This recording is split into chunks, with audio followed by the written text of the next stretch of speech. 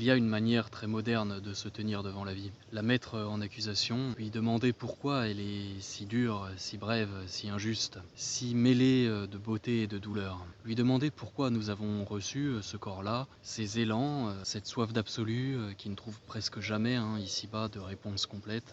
Alors la question du sens n'est pas illégitime. Nul ne devrait s'interdire de souffrir, de douter, de demander pourquoi.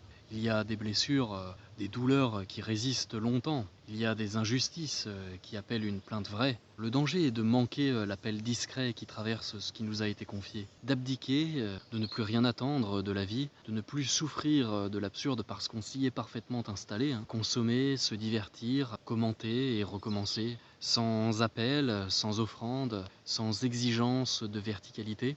Peut-être est-ce là l'une des grandes victoires de la modernité. Non seulement avoir rendu la vie absurde, mais avoir rendu l'absurde habitable. Avoir appris à l'homme à ne plus se scandaliser de sa propre réduction, à appeler lucidité le renoncement à toute grandeur. Certains accusent la vie parce qu'elle ne leur donne pas assez, d'autres ne l'accusent plus parce qu'ils ont cessé de vouloir vivre à hauteur d'âme. Nous ne possédons pas le sens total de la vie, nous ne pouvons pas l'enfermer dans une formule. Mais à l'évidence, elle est une charge déposée entre nos mains. La meilleure réponse face au mystère de l'existence est peut-être simplement d'essayer de faire quelque chose de ce qui nous a été confié, de ce corps limité, de ce temps bref, de cette soif de beauté qu'il ne faudrait pas laisser pourrir en nostalgie. Tout ce qui nous est confié peut devenir prétexte à désertion ou bien matière d'offrande. Il faut choisir. Et c'est là que commence la véritable fidélité. On ne sert pas Dieu, on ne sert pas l'amour, on ne sert pas une œuvre depuis une pure idée de soi-même. On sert avec ses mains, avec sa voix, avec son souffle, ses limites, sa fatigue. On sert depuis ce qui résiste. Le corps nous rappelle que la vie ne se possède pas, qu'elle se reçoit. Alors, le temps aussi est sacré, on en fait une réserve infinie de distractions, d'ajournements, de bruit. On le profane en empilant les jours. Consacrer son temps, c'est arracher une part de sa vie à l'automatisme. Et puis enfin, il y a cette soif d'absolu, une soif de beauté, de pureté, de fidélité, d'amour haut, de Dieu, de demeure véritable.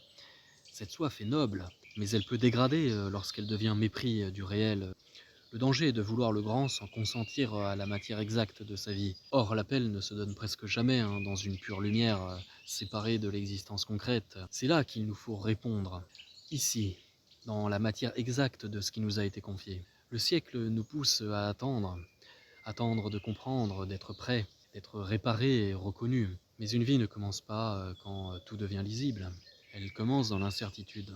Il faut faire honneur à ce qui nous a été confié. Refuser de le laisser sans autre fruit que la plainte ou l'inquiétude. Voilà donc pourquoi la vie ne doit plus être traitée comme un problème posé devant nous, mais comme une charge déposée entre nos mains. Elle ne demande pas d'abord à être expliquée. Elle demande à être honorée. Une vocation se reconnaît dans l'acte, dans la fidélité, la tenue, dans le service. C'est refuser l'existence ascédique d'un automate coupé de son âme. C'est entrer en lice dans l'existence, combattre fermement le cynisme, la distraction et la bassesse, la tiédeur. Un chevalier spirituel n'a pas la prétention de tenir le sens total de la vie. Il ne prétend pas tout comprendre. Il refuse que son passage sur Terre soit seulement réaction, consommation, distraction ou plainte. Il cherche une orientation, une fidélité à incarner. Notre vocation ne tombe pas toujours du ciel comme une évidence flamboyante. Elle passe souvent par la matière même de notre existence, par ce qui résiste, car même lorsque la vie nous touche dans ce qu'elle a de plus pur, elle ne nous donne pas encore le royaume, elle nous en donne seulement des signes. La pluie dans la forêt, le feu dans une maison silencieuse, la douceur d'un animal, la parole fraternelle, la beauté d'un visage, la paix d'un instant, tout cela ouvre une porte. On sent l'Éden sans pouvoir y entrer, on reçoit une odeur d'éternité et non l'éternité elle-même. Voilà pourquoi les joies simples peuvent blesser autant qu'elles peuvent consoler, parce qu'elles sont vraies seulement comme promesses. Une forêt peut annoncer le sanctuaire, mais elle n'est pas le royaume, et un frère d'âme peut annoncer la communion, mais il ne supprime pas l'exil. Et même l'amour humain, quand il est très haut, reste traversé par l'absence, par le temps, la peur, la finitude. Le fragment n'est jamais l'absolu. Il ne faut pas demander aux joies terrestres de nous combler. Il faut leur demander de nous orienter. C'est cela, honorer la vie. Recevoir les signes sans vouloir les capturer. Les recueillir, les nommer, les protéger. En faire une œuvre, une liturgie pauvre, une chevalerie de l'exil. Nous exigeons trop de la vie lorsque nous lui demandons de nous livrer tout son mystère avant de consentir à l'honorer. lorsque nous exigeons de ces joies qu'elles deviennent un séjour définitif. Et nous l'honorons trop peu lorsque nous nous contentons d'une existence basse, distraite, sans offrande, sans fruit. Une vie doit porter du fruit, pas nécessairement selon les critères du monde, pas nécessairement avec une efficacité mesurable ou socialement reconnue. Une parole qui relève, par exemple, une œuvre modeste, une colère purifiée en service ou en beauté. Il ne suffit donc pas de savoir que la vie est sacrée, il faut la traiter comme telle. Il ne suffit pas de vouloir l'amour haut, il faut cesser de le salir par la possession, la peur ou la mendicité. Le Christ nous donne la forme ultime de la vie non spectatrice. Il ne donne pas seulement une théorie de la vie, il donne une forme à la vie.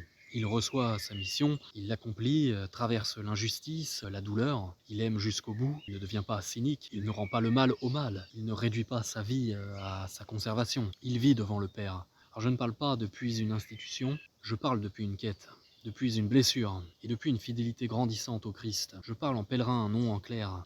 Et je crois que vivre, c'est peut-être cela, ne plus rester spectateur, parce qu'un corps meurtri peut encore servir, parce qu'un temps limité peut encore être consacré, parce que des fragments de beauté, même pauvres, même brefs, peuvent encore orienter l'âme vers sa patrie, parce qu'au lieu de demander des justifications à la vie, un homme peut faire de sa vie une réponse, et de son passage sur terre une offrande.